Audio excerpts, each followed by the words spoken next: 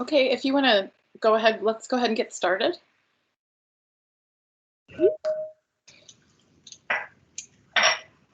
The regular meeting of the Minneapolis Arts Commission will now begin. This meeting is being recorded in accordance with the open meeting law. Good evening. My name is Joan Vorderbruggen, and I am the chair of the Minneapolis Arts Commission. Before we begin, I'd like to note that this meeting includes the remote participation of members as authorized under Minnesota statutes, section 13D.021, due to the declared local health pandemic. I will now call this meeting to order and ask the clerk to call the roll so that we may verify the presence of a quorum. Thank you. Commissioner Aylesworth? Present.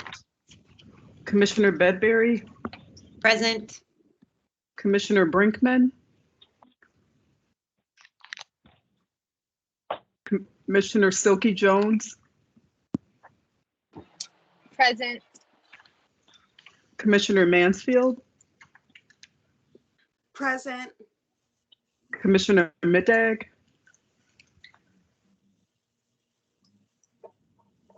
Commissioner Mabius? Present. Commissioner Smith? Present. Commissioner Swinton? Present. Commissioner Thompson? Present. Commissioner Vorderbruggen? Present. And then I'm going to circle back. Commissioner Brinkman? Present. We have a quorum. Thank you. Commissioner Middag will not be joining us this evening, just an FYI. I just got a text from her. So thank you. With that, we will proceed to our agenda, a copy of which was posted for public access to the city's legislative information management system, which is available at lims.minneapolismn.gov. Okay, and then I just need to move towards the adoption of tonight's agenda. May I have a motion? So moved. May I have a second, please?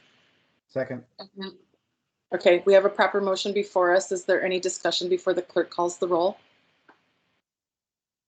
Okay, with that, I'll ask the clerk to call the roll on the motion. Commissioner Aylesworth? Aye. Commissioner Bedberry? Aye. Commissioner Brinkman? Aye.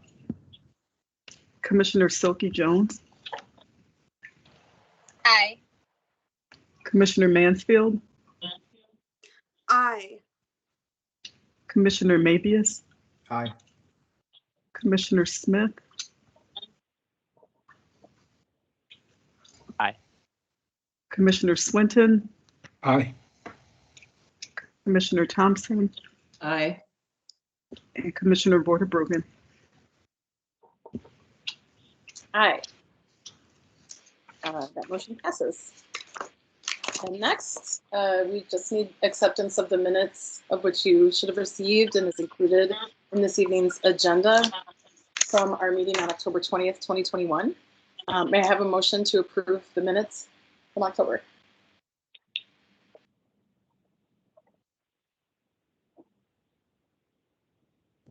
I can motion to approve the minutes.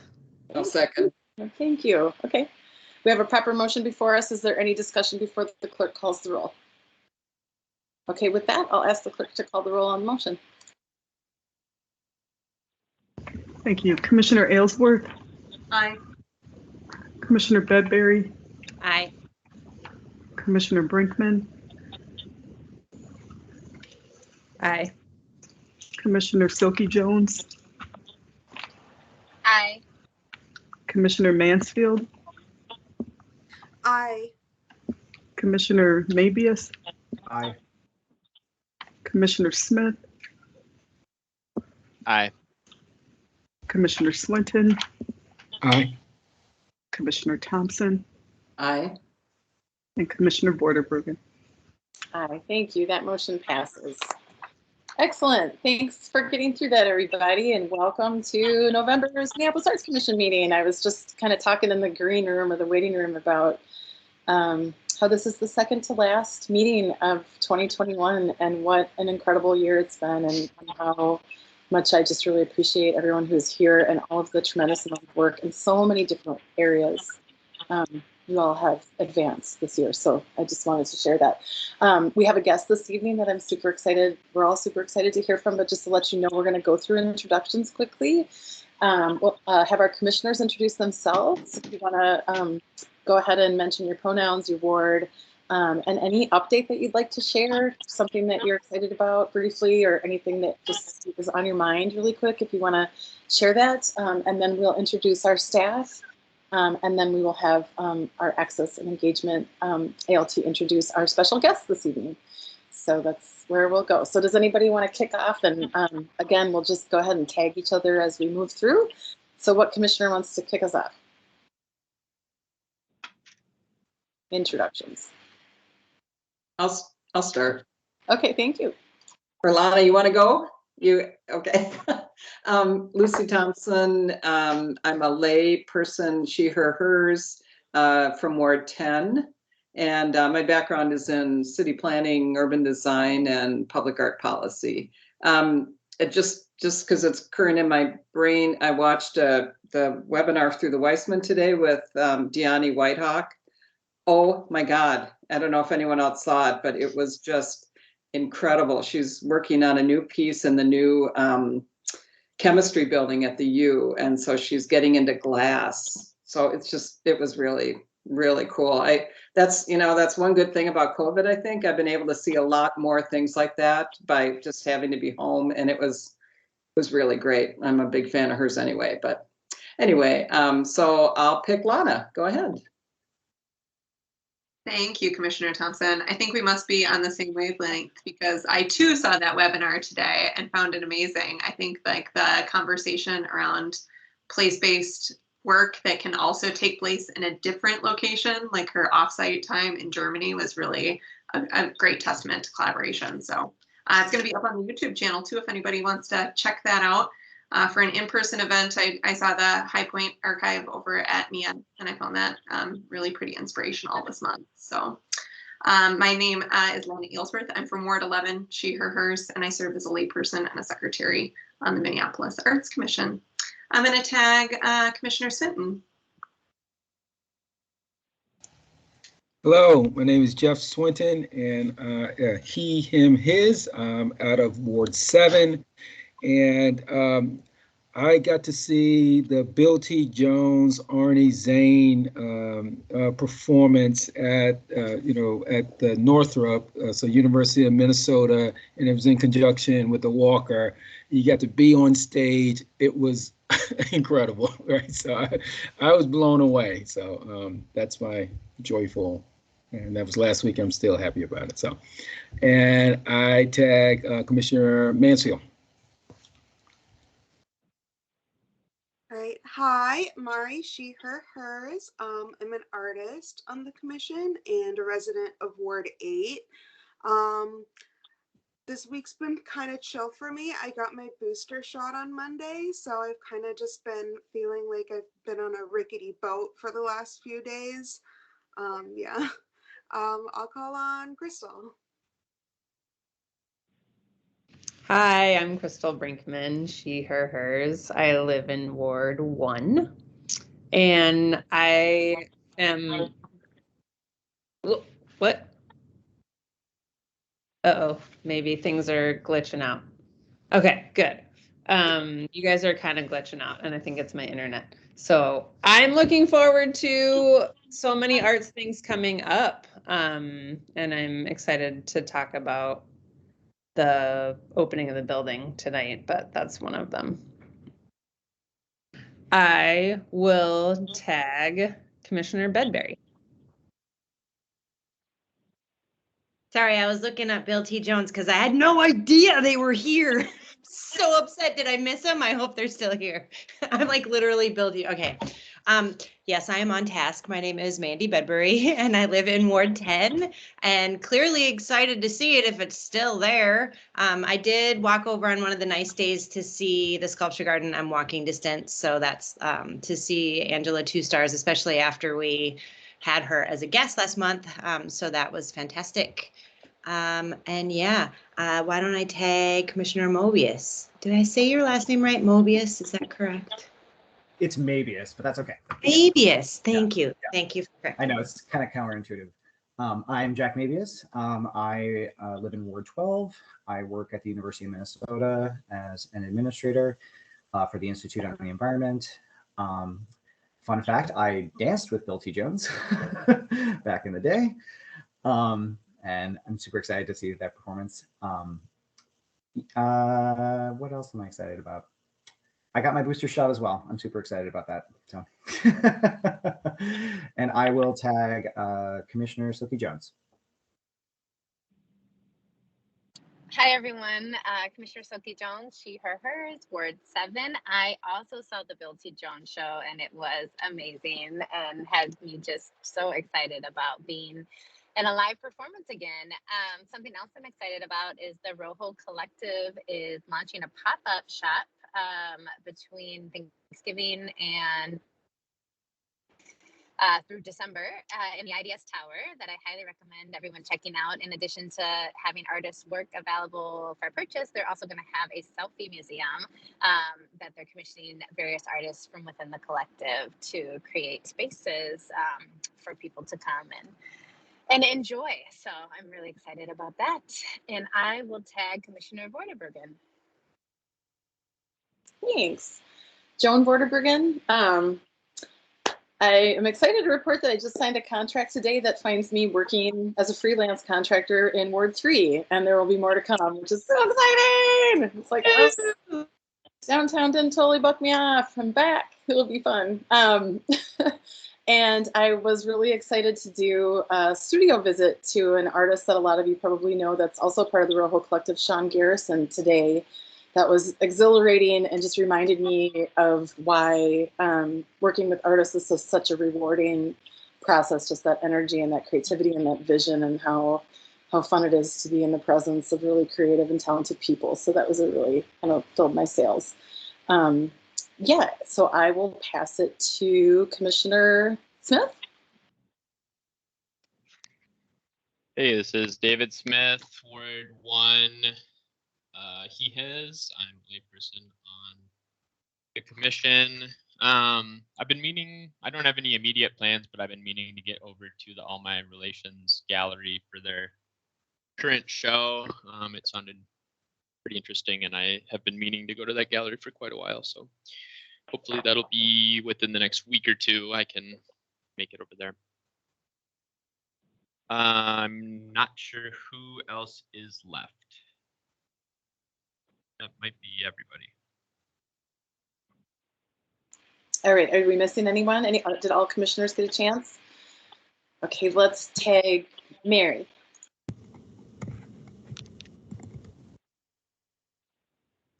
Everyone, Mary Altman, she, her, hers. And I was at the same webinar as a lot of people today and really enjoyed it. But I also have to say that yesterday I also enjoyed Commissioner Aylesworth's testimony before the Budget Committee. It was very creative.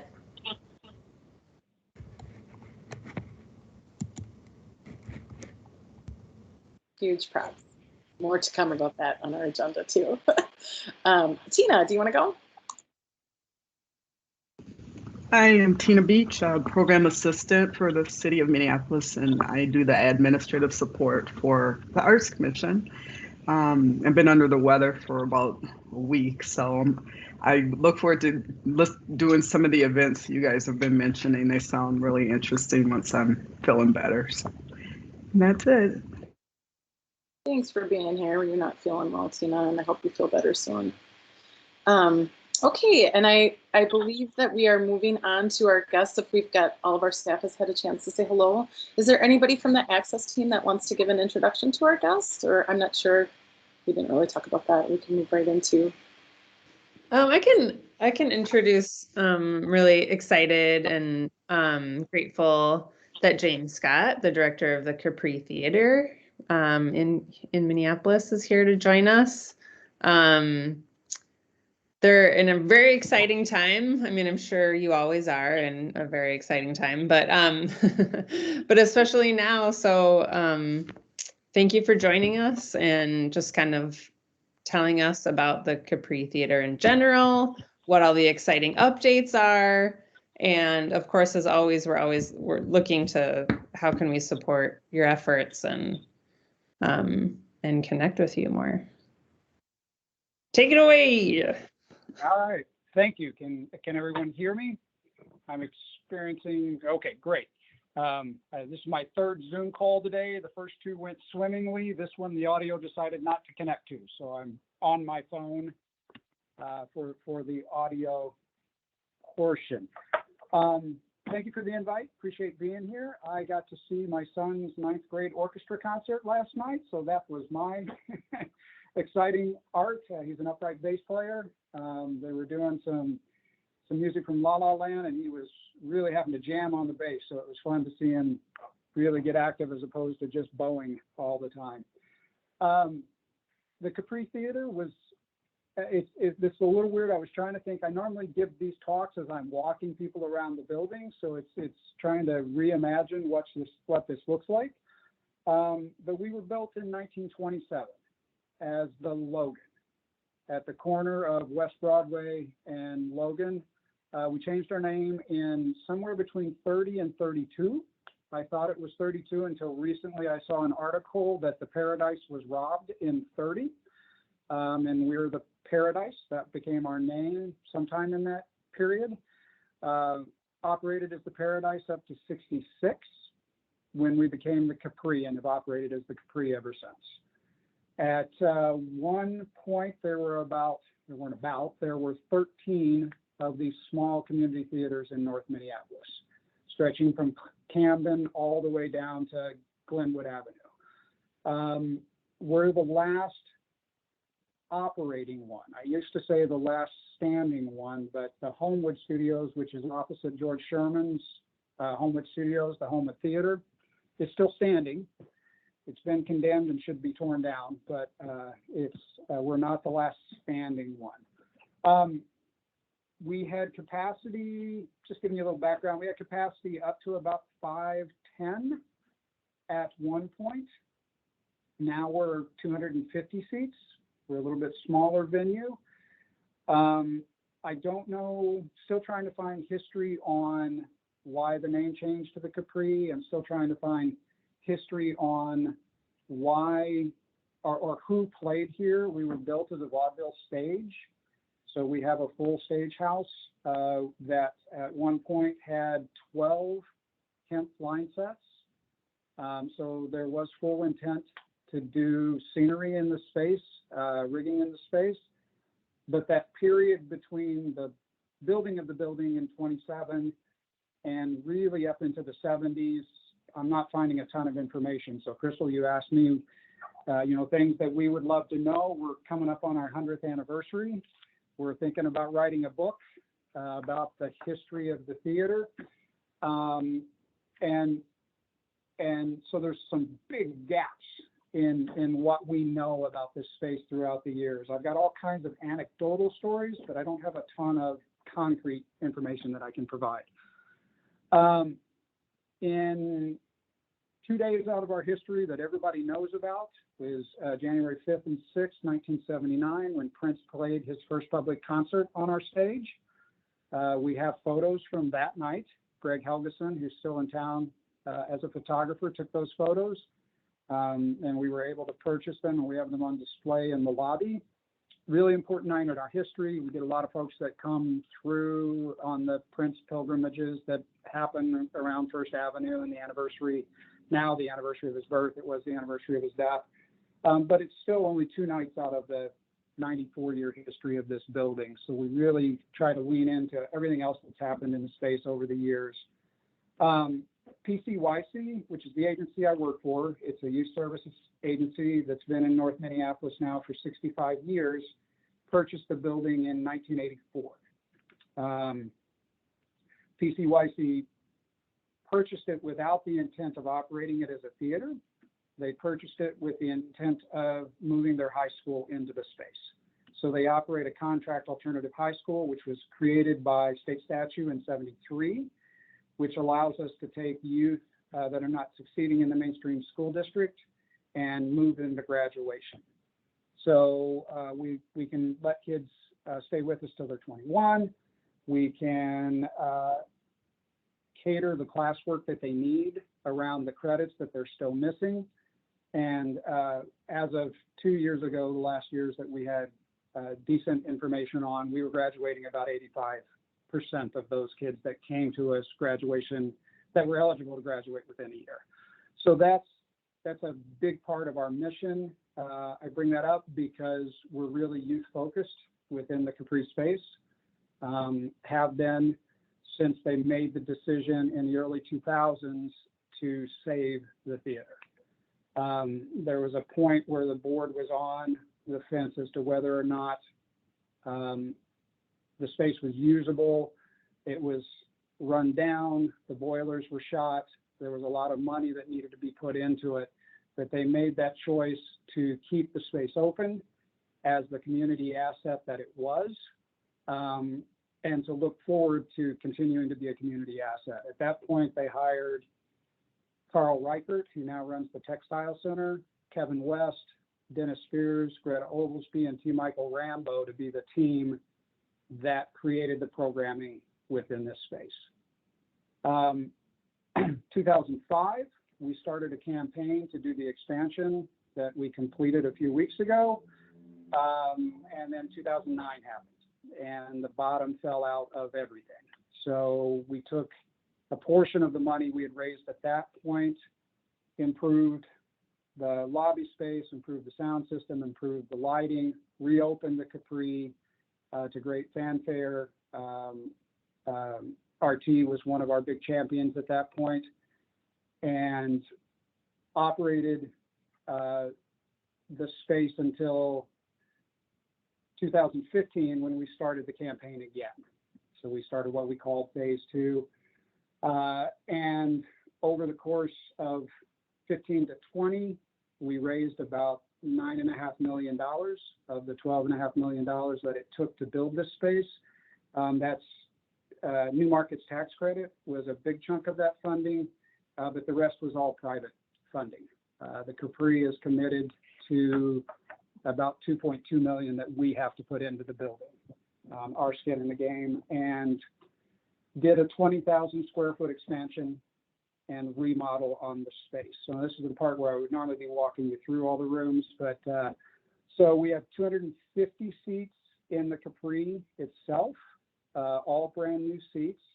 We put in 15 motorized rigging line sets on the stage, 2 catwalks out front, a brand new audio system from an Italian company called Axiom. We're the first install in North America. Lauren Wicklander is the rep in town. He uses the equipment at a lot of his concert venues, but we're the first permanent install, an all LED lighting system. So we have the capabilities within the Capri to do theater, to do music, to do dance, to do film. We still have a 2K film projector, and a partnership with the Minneapolis St. Paul Film Society. So we do a First Thursday film series every month with them. We're also partners with St. Paul Chamber Orchestra. So they performed during our grand opening week. They performed the Vivaldi's Four Seasons, and it was just one of the most beautiful things I've ever heard. It was ridiculously good. Down on our stage tonight, we actually have a graduation for Turning Point for one of their adult programs. So we continue to strive to be a civic and community-minded venue for North Minneapolis and beyond. If you walk down the hall into the new space, we also built a 2,000 square foot black box theater. If you know Level 9 over at the Guthrie, I just basically ripped that space off and brought it over here because it works so well.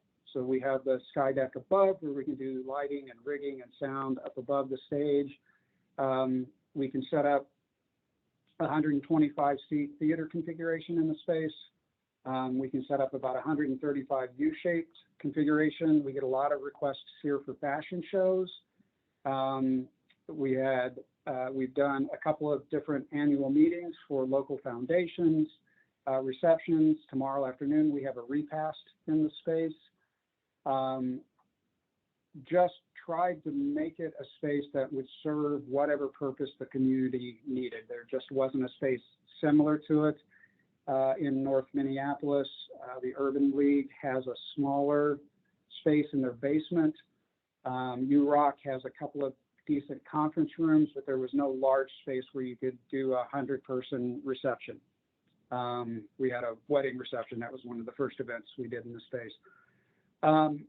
We have 3 dressing rooms serving the 2 theaters. We have a green room, a serving pantry, so we can do catered events, a wardrobe area, a scene shop area, so we can build scenery. Upstairs, we have a rehearsal hall.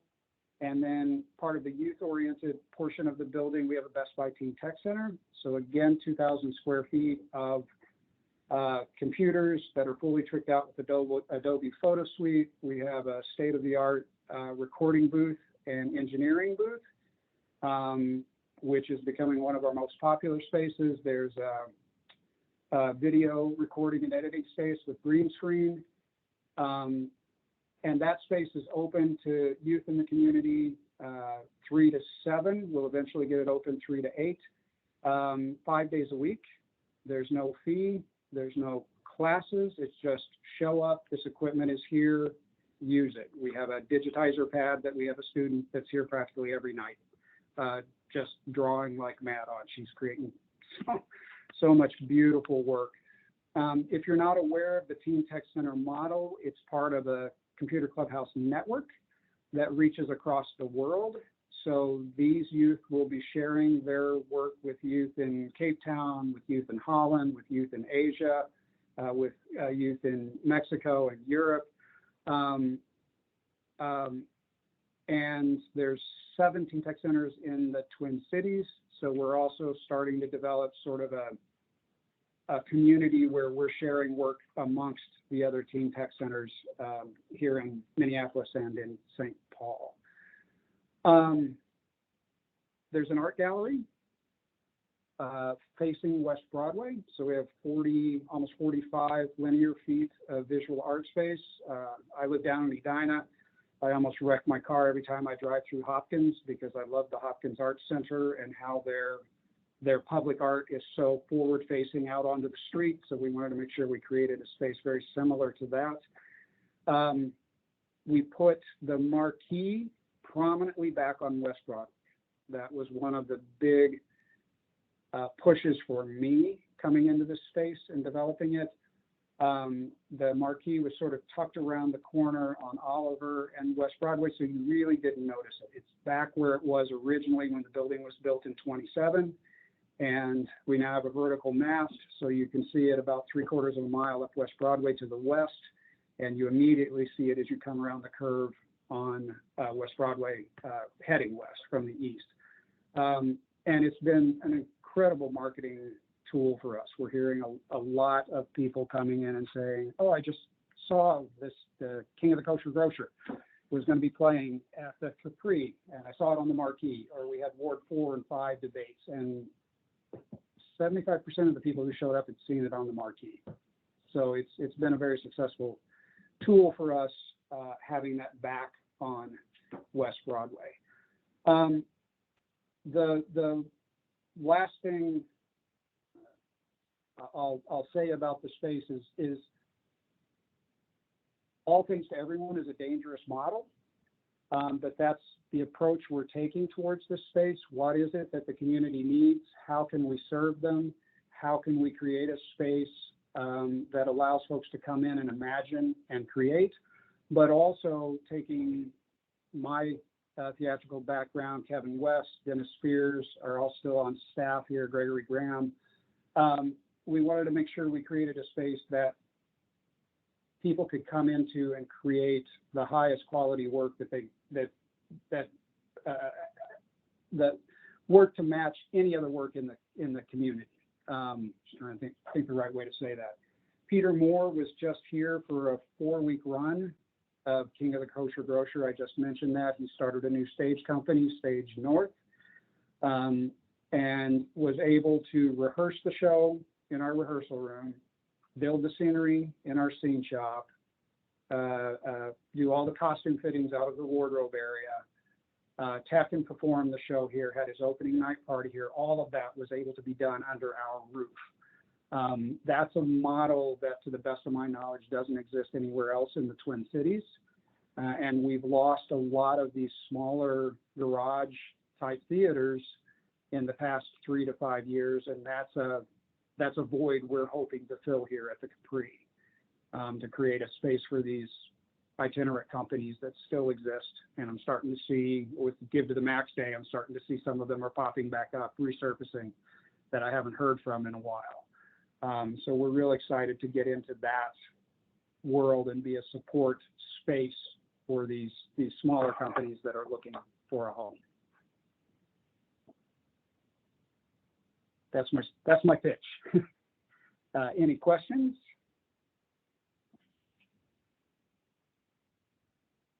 It's kind of a whirlwind tour of the space that I'd really rather be walking you folks through. So hoping we can do that someday.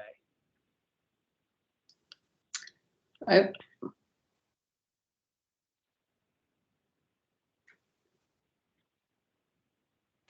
a Go question. ahead, Lucy. Sure, go ahead. Okay. Thank you. This is just really, really great. Congratulations on everything. Can you talk about how you're involved with the other economic development activities going on along West Broadway, just partnerships you have, or how you're working with the other great stuff that's happening along the avenue? Sure. I'm a member of the West Broadway Coalition Board, so I'm very involved in all of those conversations. We just had a Metro Council and a Blue Line, blanking on the full name of that group, but we just had a Blue Line exploration meeting here last night. I know George Sherman, I know Ackerberg, I know Steve Wellington. I know a lot of the developers. I've met them over my time here. For us, the big development is the space that's just to the west of us, between us and Penn Avenue, and how and what that gets developed as. I feel very strongly that without some sort of parking structure back on 23rd, when that space gets developed, and to serve, there's 9 or 10 businesses between us and Penn on West Broadway, none of which have parking at the moment. And there's Olympic Cafe, but that's not, I don't send patrons there. It's not that the Olympic isn't a perfectly fine restaurant. It's not a sit-down restaurant that this community needs to support a theater like ours. But to answer your question, there's a lot going on here. I just this week had a few conversations with Sandra Samuels over at NAS because their building's still boarded up. And it's like, you got to get that fixed. It's sending the wrong message that right out to 5 Points, there's a boarded up building.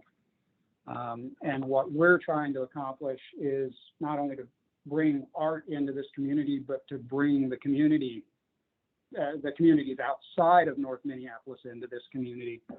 The number of people who have said, if you did more matinees, I would come, but I'm not going to be there after dark, is disheartening. But that's what we're trying to push uphill against. We even had contractors.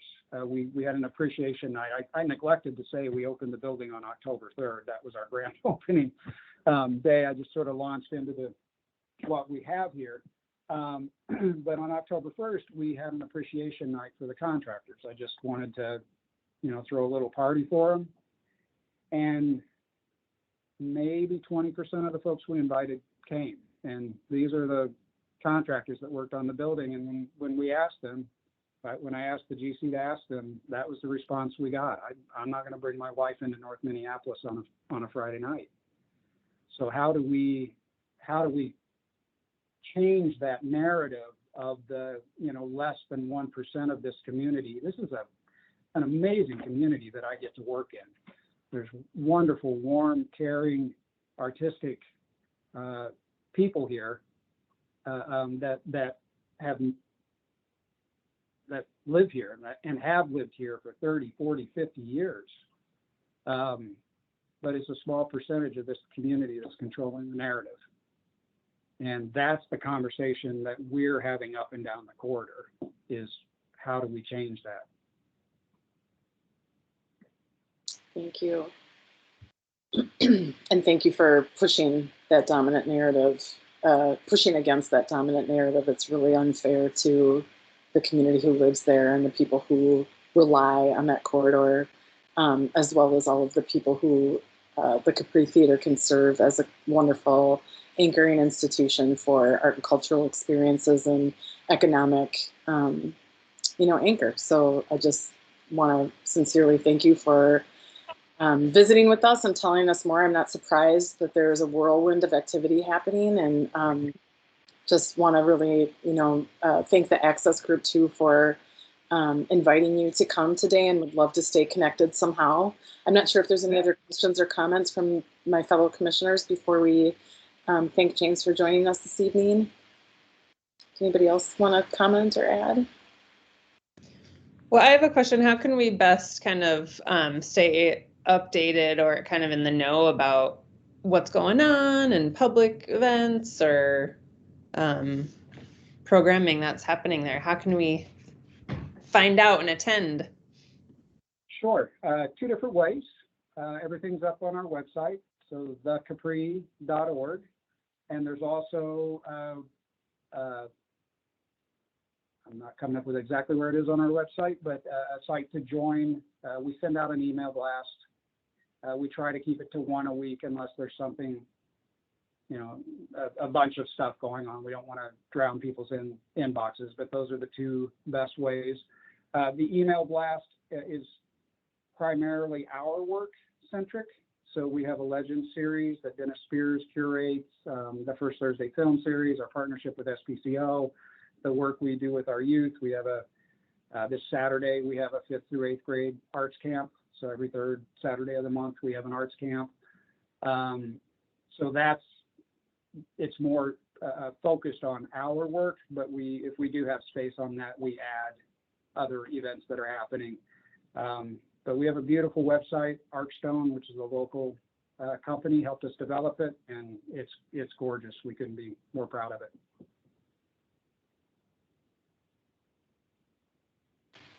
Thank you so much.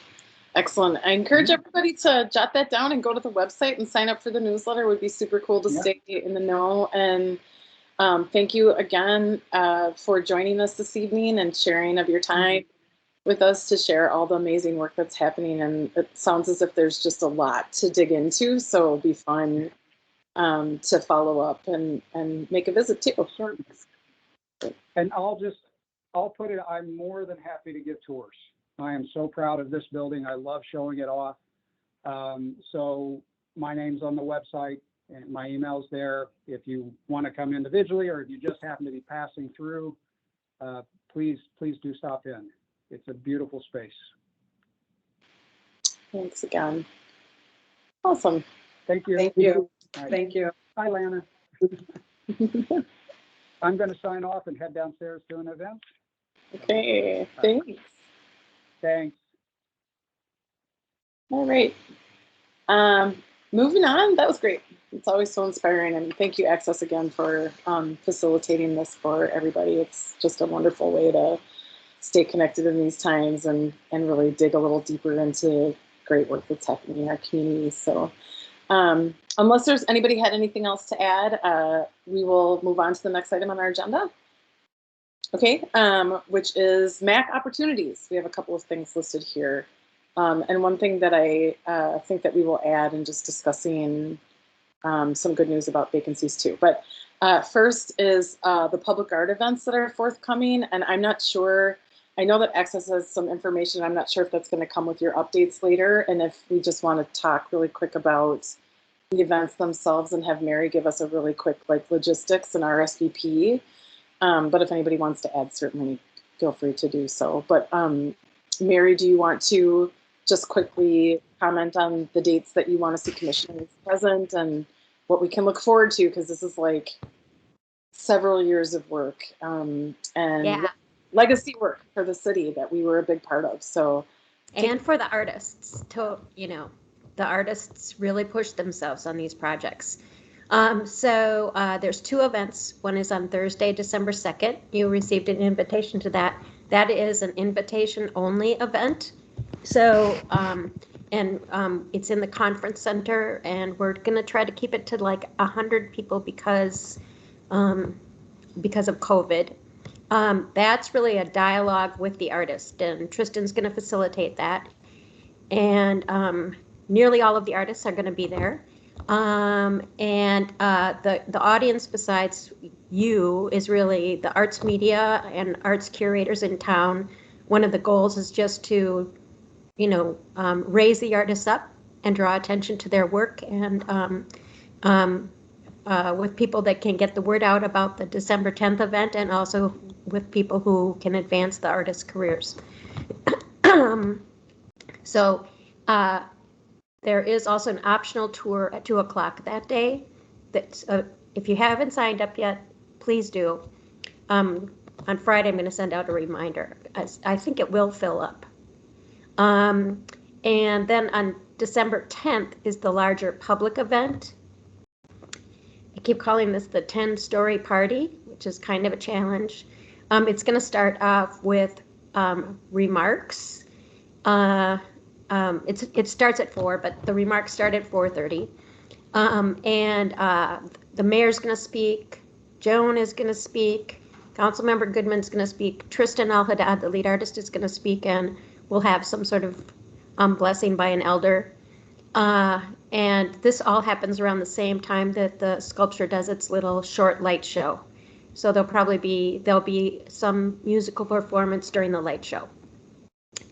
And then following that, all of the artists will be at their works and available to talk to people who come and find them, and there'll be like a map of where they are.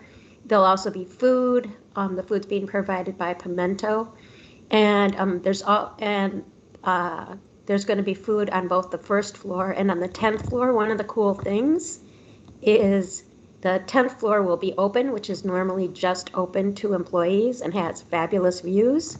So, and also some great art. So it's a good chance to also see the 10th floor. I think on December 10th, we might need some volunteers. We particularly might need volunteers if we can't figure out how to get the elevators to go up to the 10th floor without key cards. The whole building is automated, so trying to figure out how to work the building is the new challenge, right? So nobody knows how to get the elevators up to the 10th floor without key cards. So we might need people with key cards. We might need elevator operators. So, so that's probably, and it would be great to have some commissioners also help greet people when they come in the door. So, I'm really excited about both events. I hope we get some really good press for the artists because they really deserve it. They've done just great and really inspiring work. And so, and please tell everybody on Facebook that you're going. That's awesome. Thanks, Mary. Any questions, comments, anything to add? Okay, I hope that you can make it to the VIP event. I know I just want to, I had heard that there was just a little sensitivity about that limited amount of people that are able to go, but want to assure you that you are very welcome to be one of those people that we would love to see you and want to see you. So to not feel sensitive about potentially taking someone's seat, that you are a VIP for sure. And just want to affirm that for anybody who might think that, because I know we're a nice group of people that thinks about others. And so erase that from your mind and know that you are definitely VIP status, okay? And we'd love to see you. And anything else, if there's any other questions, or, certainly follow up with Mary, follow up with me, and we will try to answer whatever questions you may have. So, okay, the next item about MAC opportunities is that there is a public art advisory committee seat that is opening up because I am stepping down off of that committee. I just made this decision because I am on the policy ALT as well as exec, and want to be able to just focus a little bit more in one of the ALTs instead of being on several. So that frees up a seat. So if anybody is interested, I would love to talk to you about it. I know Mari and David both serve, and it really is a place where an immense amount of decision making is made. It's these are projects that wield sometimes six-figure budgets and involve multiple complex cultural layers of community engagement and just a lot. It's a really fascinating group to be a part of. So I'm definitely not stepping down for lack of it being super rewarding, thing to do and opportunity to be a part of. Jack, I see your hand is up. Yeah, I would be interested. Yeah, so let's have a conversation. Yes. One thing to just note for anyone that's interested is the panel meets the first Wednesday of the month from 3:30 to 5. So it's important that you're able to come at that time. Okay. And Jack, would it be helpful for me to follow up with you via email and just have a quick chat? Yeah, let's just schedule a time together. Yeah, that'd be great.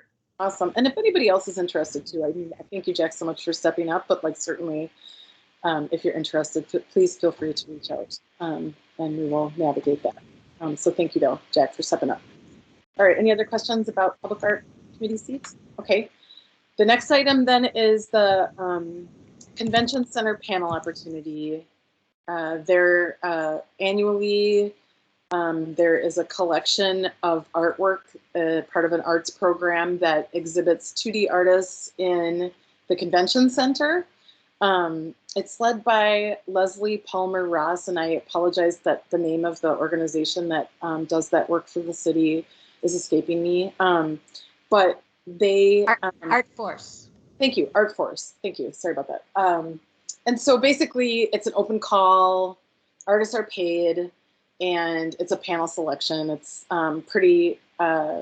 It's interesting. I think that it's a cool opportunity for emerging artists, and it's a cool opportunity to really showcase and highlight Minnesota work, Minnesota-based artists' work. So we are in need of a volunteer by Friday, November 19th. To review applications the week of the 22nd. So that is like now. And the time commitment is 2 to 3 hours. And I was not sure if there is a stipend associated with the panel opportunity. I believe this is solely a volunteer opportunity. So I see, Mari, you had your hand up. And Lucy, you had your hand up. I'm sorry, I don't know who went reach out first. Oh yeah. Yeah, I'm interested. Okay. For sure. Yeah, so I'm also trying to figure out how to use Microsoft Teams on my iPad, so it's a little confusing. That's fine. That's totally fine. Thank you, Mari. And Lucy, were you also interested in the opportunity? Yes, I am. I was wondering, so you're saying it's review of applications for artists to have art throughout the convention center, or is it a show? Sorry, I'm not familiar with what this is. Can you say, I mean, I'm interested no matter what, but can you say a little bit more about, is it a one-time show or is it rotating art or what? I mean, Mary, you might have better information. I believe they rotate the art every 2 years. And it's not, I mean, it doesn't like fill up the convention center. It's kind of a small collection of nice pieces. Yeah, it's a cool show. I mean, they've had a lot of really good work that's coming out of there. So lots of great folks that worth checking out. So for next steps then, Tina, could you please connect Mari and Lucy with Talia? Is that work? Tina, go ahead. Oh, sure. I can reach out to Leslie. She needed names. So she did email and say the first meeting is Monday, next Monday, and it's from 2 until 3. So that's the very first meeting. So I just wanted to let both of you know that. But I can send Leslie the two volunteers. I can send her that information, and she'll reach out to you directly. Awesome. Thank you, Tina. And thank you, Mari and Lucy. Thank you so much. That's a really tight turnaround, and it's awesome to be able to have MAC representation in that process. That's fantastic. So thank you, thank you, thank you. Okay, the next item, yay, drum roll, please. No, I'm sorry. I'm just really excited. There's a lot of movement this week, and there's some really exciting stuff that happened. So I would like to have Commissioner Ellsworth take the next agenda item and provide us with some Poet Laureate work group updates. Thank you. Sure thing. So, hi friends.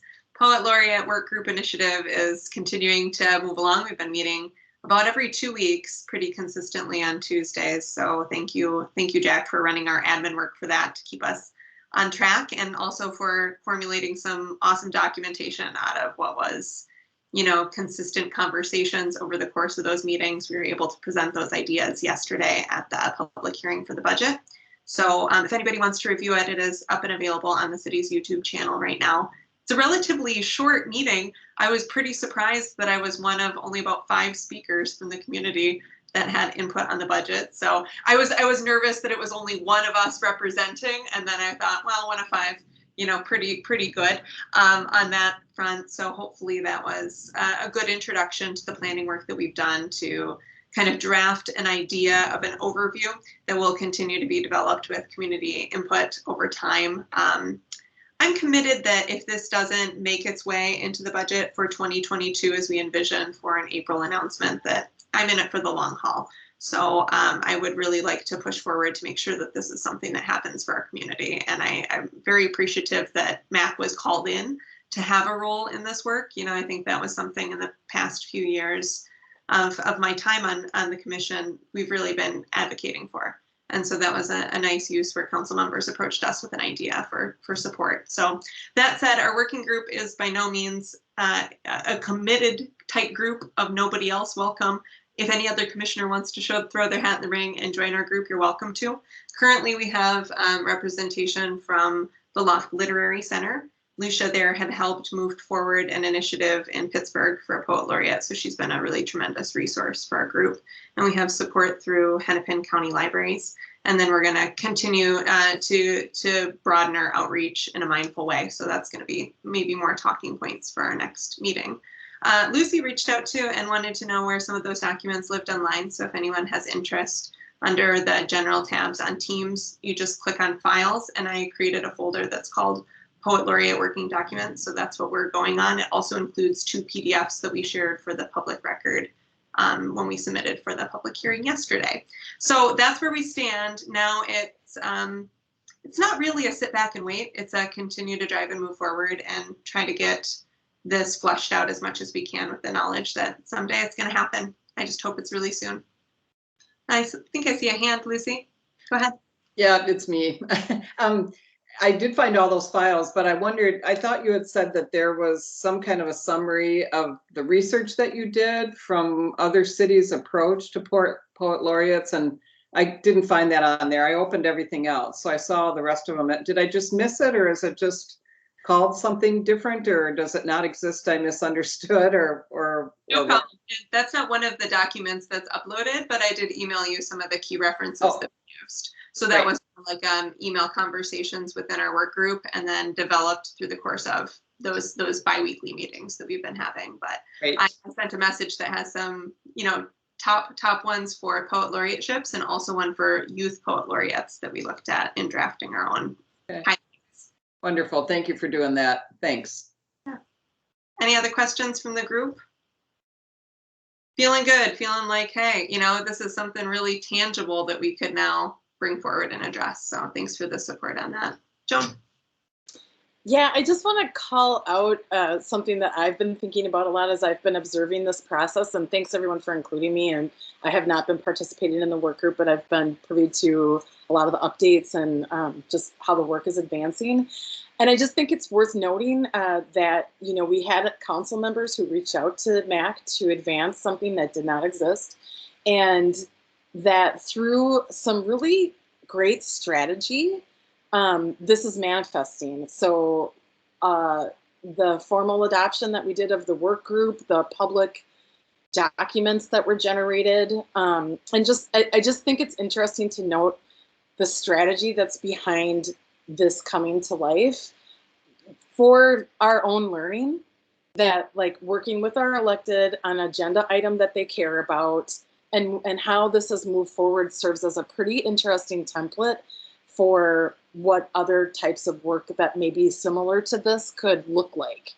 And it is a heavy lift. There has been very, very, very many hours of research, conversations, meetings, and we know those players on our team have done a tremendous job with this, but I think it's just worth noting that it really is demonstrating how we can move work forward that did not have a home. And so that's just exciting to me, because it just shows like this is a growth moment for us, and it's very much with a lot of thanks to the people who are really working hard on this. Commissioner Mabius, you have your hand up. Yeah, I think that's actually really something that we should be able to note as possibly something that we can know that we need in the future, right? So I think we had great thought leaders, we had great artists, we had, admin support, and I think that creating a team to advance any sort of initiative going forward, it might really help to really try to identify those talents in a work group, because I think that's really going to be the way that things can move forward and move forward faster than typically they do. So I agree with that. I fully support that. Thanks. And I think it's also something to note for our ALTs, who are essentially subcommittee work groups as well, that if there are bigger fish to fry, that you, whatever that metaphor, you know what I mean? If there's things cooking in your work plan that you're thinking about, like to just think about like, hey, let's, speak to a council member who might be able to get behind this bigger thing that we want to chew off, as we're thinking about our work that we're going to be talking about developing the new departments and advancing what we hope to see about how that might look. I just think this is a really great best kind of demonstration of how we can advance, and certainly everything will be different and have different variables and levels of complexity, but it's a great template for us to consider. So yeah, thank you for letting me reflect on that a little bit. Any other questions, concerns, comments about Poet Laureate Work Group? I don't see any hands up. Okay, thank you so much. Oh, I have a question. Sure. What was Lana's presentation like? Somebody said that they really enjoyed the 2 minutes is what it was. I did drop it in the chat too, if anybody wants to watch the video. Oh, cool. Thanks.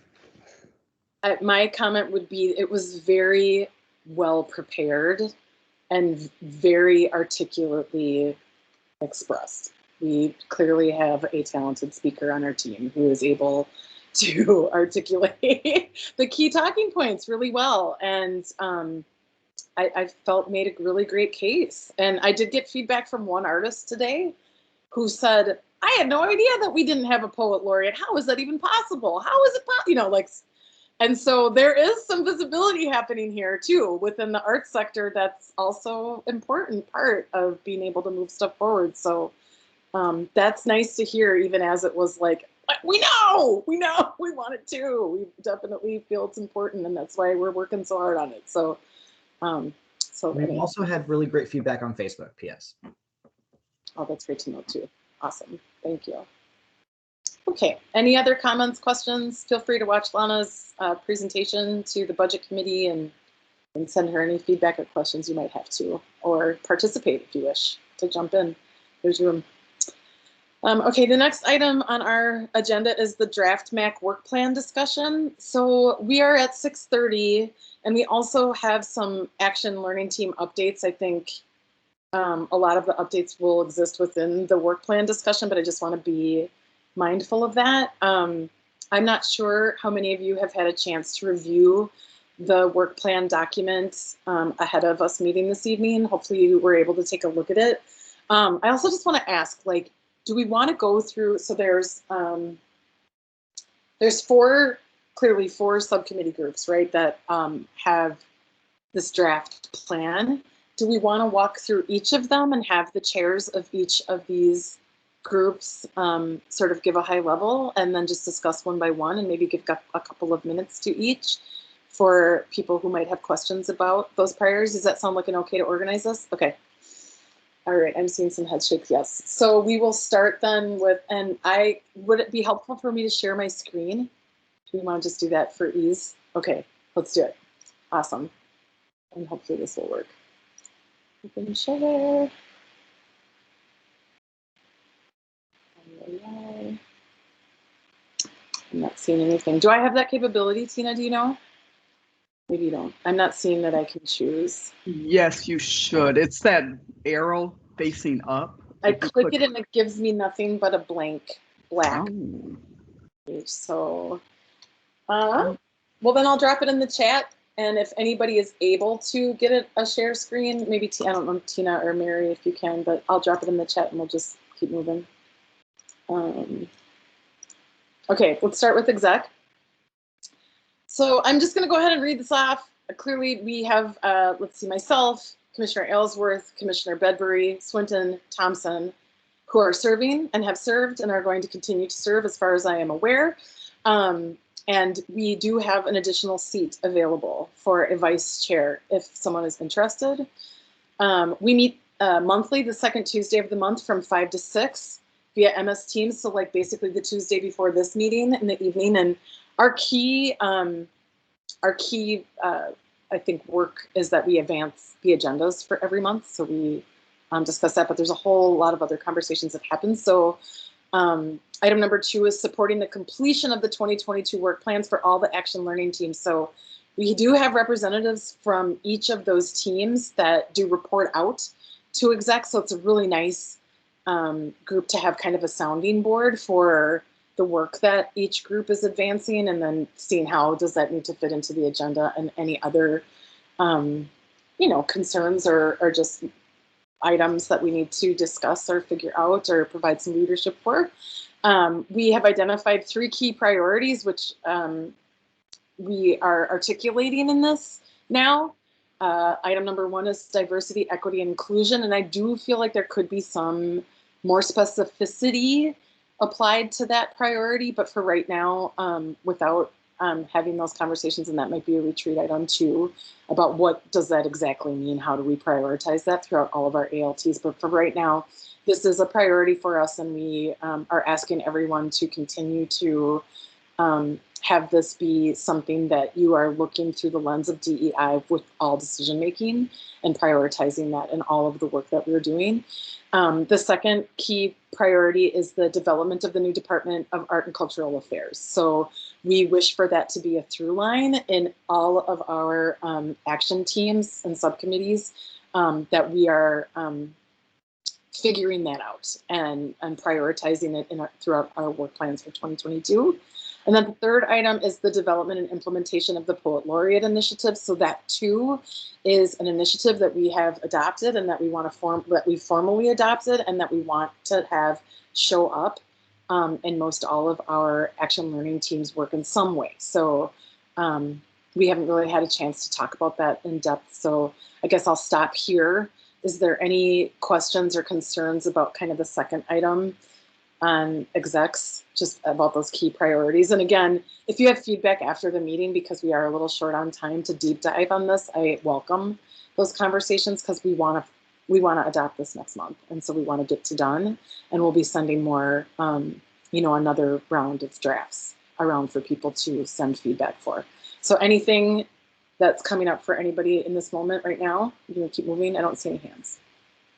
Okay. Oh, Commissioner Mabius, go ahead.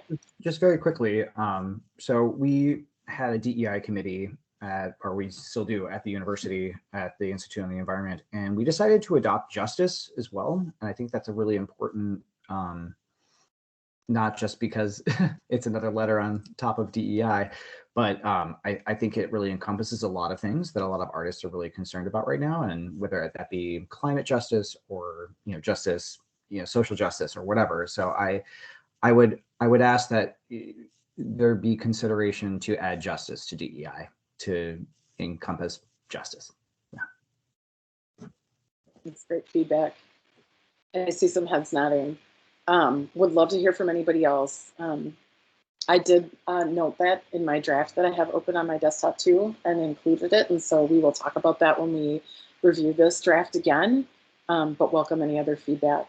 I see his head shaking. Okay, thank you for that. Awesome. Anybody else? 3 priorities, okay. Item number 3 is seating all commissioners on ALTs. So as we hopefully receive more applications and are able to seat more of these vacancies, it is the execs committee's job to just make sure that everybody gets onto an ALT.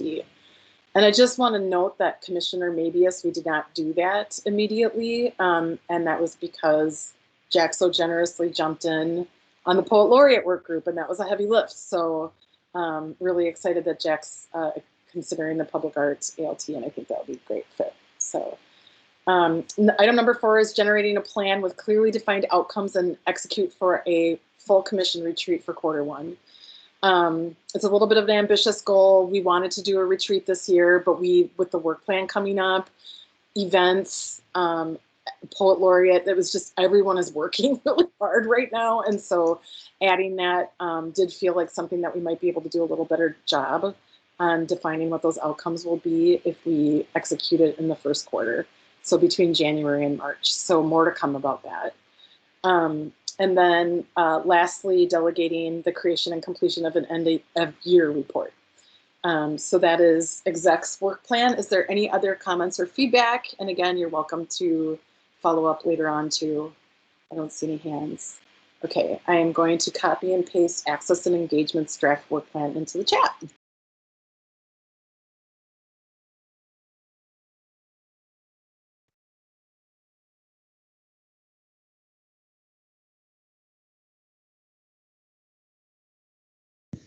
I can talk about that. So go ahead. Oh, there it is.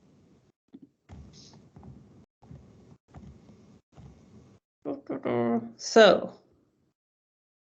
it's funny to read it. It's following the numbering of the exec work plan, and I apologize, but it starts at item number 9. Sorry. Yes. I hope that doesn't confuse anyone too much. No, got it. So we're for now keeping our meeting time.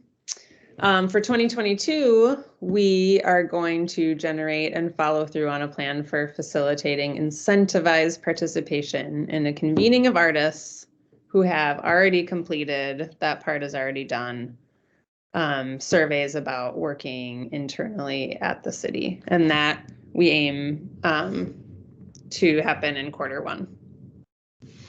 We are going to develop a recruitment strategy and refine whatever we already have some of the stuff. Go over the recruitment strategy and onboarding process of new commissioners to fill vacancies while meeting the goals of diversity and inclusion practices, which could probably be tagged on to most of these goals. I think a key word in that is onboarding process. That's something that we're hoping to strengthen. Coordinating and connecting with guest artists and/or visits in the community when allowed to arts organizations for monthly meetings. So artists and/or arts organizations.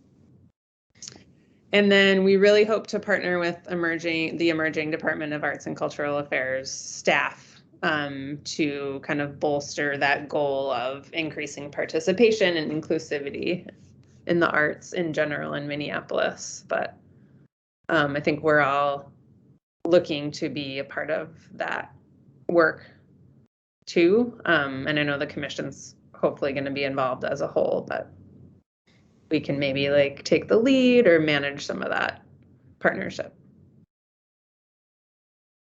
Anybody have questions or thoughts about any of? It seems really well thought out at this point. I really appreciate that I'm seeing those priorities showing up too in your work plan for the year. I wonder if there is an opportunity to call out how Access might engage with Poet Laureate initiative too. And maybe that just is part of one of the items that is already there. But just thinking about like if and when there is an open call, for example, or there is an opportunity for artists to come to the table, and I'm not sure. And we know right now that the Poet Laureate work group is comprised of several people who serve on different teams.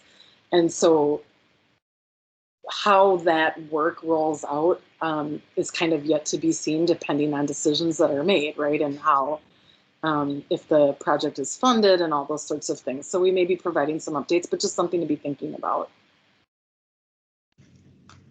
I think that's a good point, Joan. I don't know if we have anybody on the Poet Laureate work group, so we'll huddle up and maybe make that.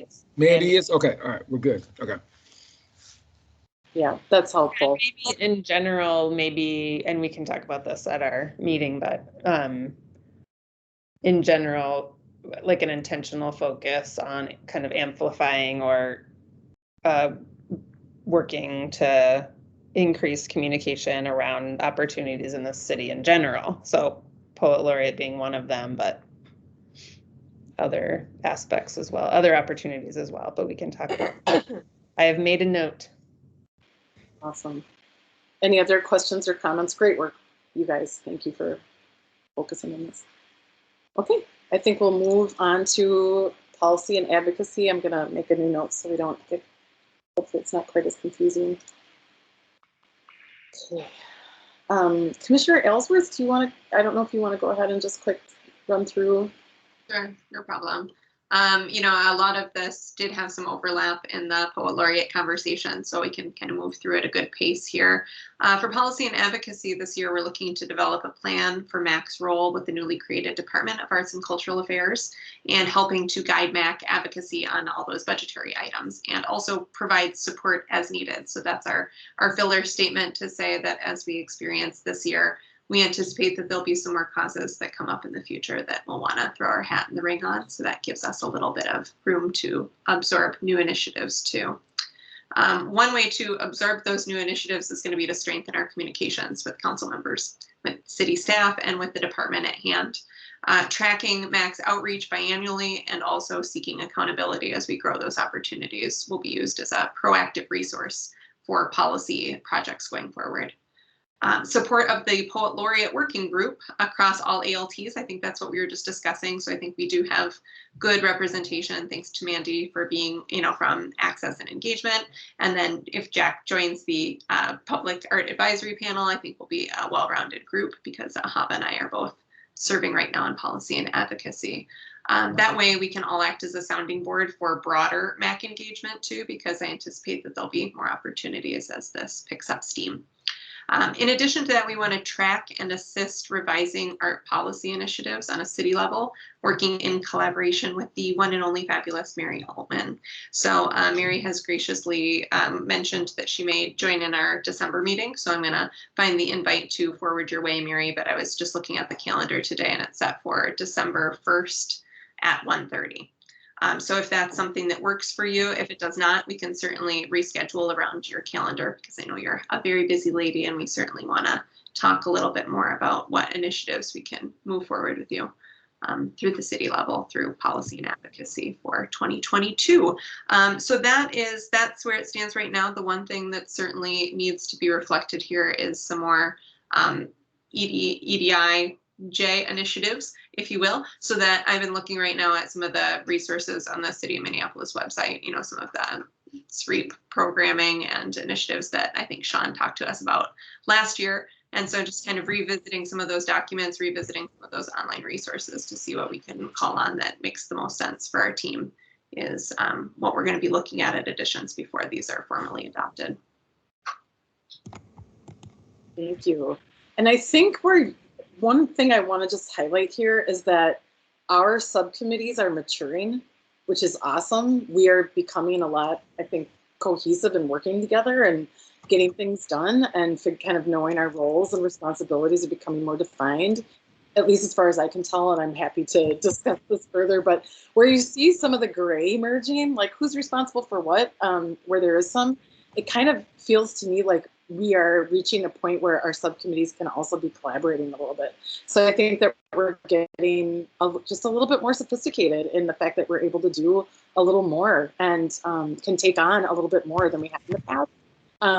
And so hopefully some of that collaboration will manifest through exec because it has representation from all the teams. And we might want to think about that too. But I'm proud that some of us now have been working with each other for a while, and we're getting kind of slick at being able to get stuff done pretty timely and efficiently. So just hats off about that. But yeah, so a little bit of more of a DEIJ focus within this policy work plan is kind of one of the goals for our next meeting. I'm imagining, Lana, that we'll talk about there, and then we'll come back with our final drafts after exec meets next, just so you know. So is there any other questions, comments, and we'll move on to public art? Okay, so I did draft the Public Art Advisory Committee goals just because I had done them in the past and they're not that much different. One of the things about that committee that's really different than the other groups is that there is really specific set of work before them monthly that is honestly at times very, very time consuming. There can be, I mean, typically there'll be a couple of extra long meetings throughout the years through curating bigger projects. And so there's not as much independent work that that really moves forward initiatives that MAC is focused on outside of the work that just needs to be done. I hope that makes sense. And our representation on that Public Art Advisory Committee is not only a part of the bylaws, but it's just super important work that we do. So I will drop this in here. And so you'll see that it's just a little set up a little bit differently. So right now it's Commissioner Mansfield and Commissioner Smith. So it's got a little bit of a lean representation, but if we get another commissioner in that seat, I think that will be helpful. They meet one time per month, 3:30, first Wednesday of the month. Item 2 is that they'll continue to move public art approvals to consent agenda with new criteria and processes, and that hasn't been entirely finalized, but I think that's something that we're looking at to try to get done as well. There's been a lot of work, and policy has done a lot of work, and Lana specifically, about figuring out how we can better that process. I apologize if I'm not articulating that quite correct, but in the past, we really focused on moving stuff to consent agenda as much as possible, and then we realized that we swung too far. And so now we want to just kind of balance that out a little bit and make sure that this group is getting updates as needed, especially for some of these really, really large projects and big investments for the city that we're holding hands with those teams and those artists more so.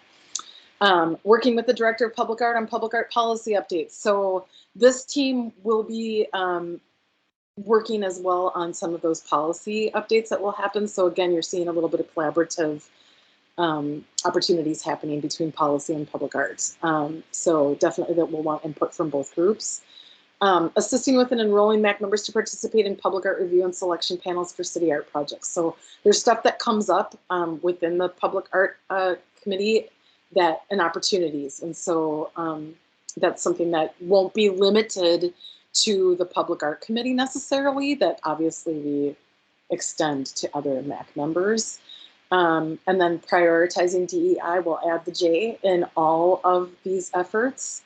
And that's been demonstrated, I think, in some of the most amazing ways this past year. And want to really thank Commissioner Mansfield, who has also just brought a lot of stuff to the forefront and been really just wonderfully proactive and getting us to a place where we're doing really good work and being very thorough and prioritizing cultural considerations for projects. And then participating in the development of the new Department of Art and Cultural Affairs. So clearly, public art will have a big role in that department. And so what does that look like, and how does that evolve? Is there any questions or comments about this particular set of draft work plan for public art? Okay, awesome. We're kind of staying on task here. So just a quick update about the timeline then. I apologize. Let's see, our next exec committee meeting then, I believe, is Tuesday, December 14th, or I'm sorry, Tuesday, December 7th. I'm sorry, Tina, if you don't mind double checking that for me. So your groups will need to meet again and just get whatever your final edits are based on our conversation this evening and whatever else arises for you, so that exec can review it at our next meeting and then propose it to be formally adopted. And getting done with this is a really awesome thing for us to be able to accomplish at our next meeting. So is there any questions about timeline? Okay, so if you either you can send your final draft with your person who is representing your group to the exec meeting. It would be helpful if you could send it the day before, so nerds like me can read it and formulate some thoughts. But if that isn't possible, totally okay. We'll talk about it at exec. So, so thanks for that. Okay, anything else about work plan? Awesome. All right. Next item is updates, ALT updates, and we have about 10 minutes here. We're gonna, executive committee, I don't have any updates unless anybody, really our update is just advancing this work plan process right now. Okay, we will move on to policy and advocacy. And I know that a lot of the updates have been shared so far and has been work plan related, but I'm not sure, Lana, if there's anything in addition you wanted to share for updates for policy. I think I looped that in with the work plan, just that we're going to be connecting more, you know, with Mary about city level initiatives too that policy can work on and move forward. I do think that it's worth mentioning too that we're always looking on how to like cross-pollinate these subcommittees, like where might there be overlap. And one area we have discussed is that policy and advocacy could have a really clear overlap with the art advisory and also with city staff. So there might be some time in the future that we, you know, kind of think a little more on how to proactively make that happen. Commissioner Mabius, with your hand up. It is. Have we thought about any sort of like dashboard or metrics that we're tracking in these initiatives? Because I think that could be a really powerful tool to be able to come to the city council and, you know, come to the public with, you know, this is what Mac's doing and this is how we're doing it and this is how we're moving forward with these initiatives. They're not the easiest things to come up with, but once they are powerfully crafted, I think that they are a really powerful tool. So I would just suggest that perhaps consideration of some sort of dashboard metrics on what we're doing and how we're doing it and how we're moving forward, or even what we need to work on, right? Like we recognize that, you know, there's been, you know, 13 public art pieces this year and there's only like 10 this year, or, you know what I mean? And so I would just, I think it's a really powerful tool. And if we can implement it without too much, you know, hassle, I think it would be really, I think it would be good for consideration. I love that idea. That would just be another way to create even more sophistication in this process. Also, too, this work plan does need to be socialized with our elected. Like, we need to get their feedback.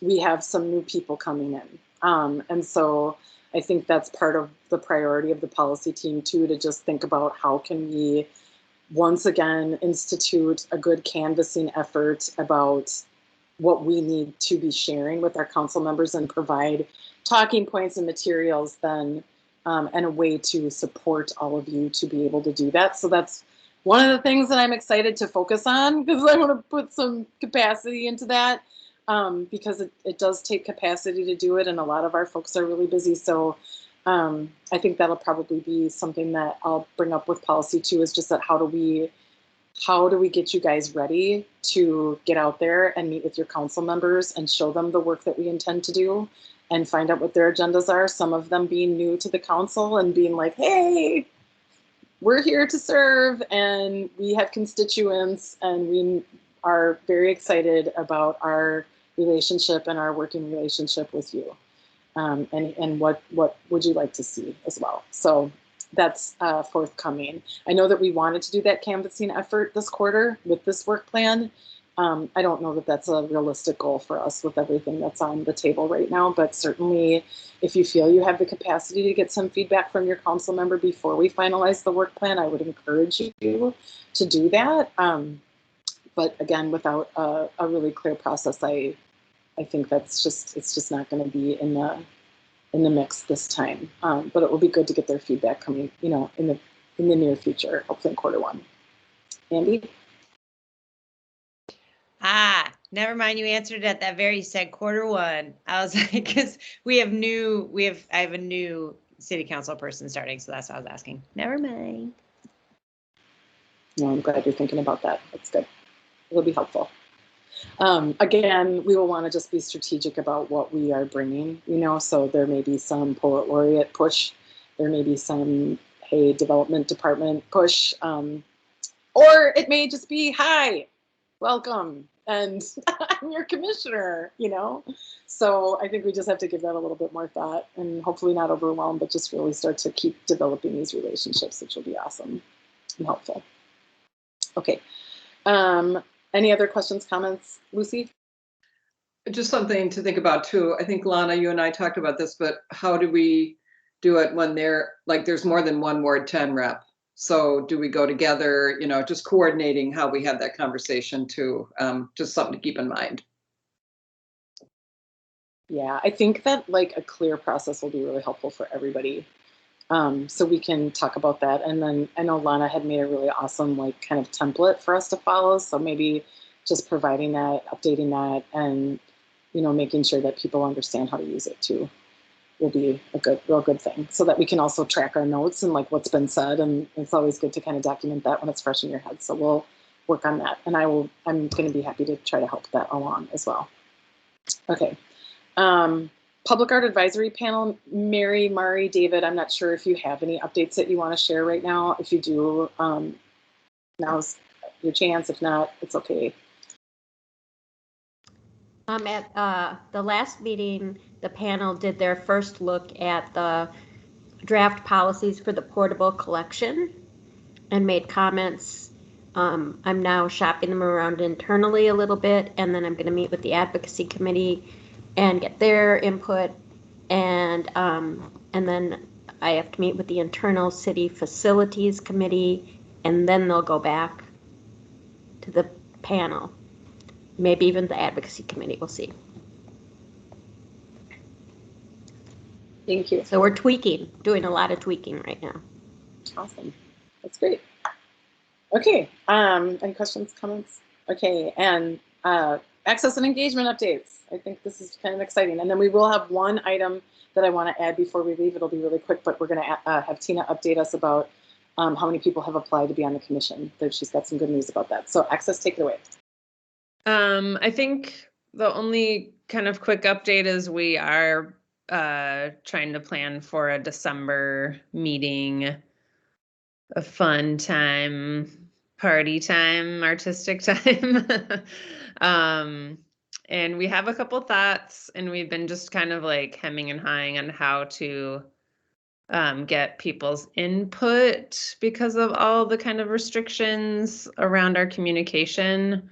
So I think we'll just have to be sending out an email about it, and then just do not reply all. I'll be coordinating that stuff, or I can do that. Fielding, reply to me, do not reply all, and then we'll take it from there. But yeah, we're gonna get cracking on that. Awesome. And I know that next month's meeting is going to be longer by 45 minutes approximately, depending on what the plan is. So just without knowing exactly what that plan is, if you don't mind on your calendars, just reserving some additional time, and then more to come with that. So thank you, Access, for this is so hard to plan in these times. So thank you for taking it on. It's exciting.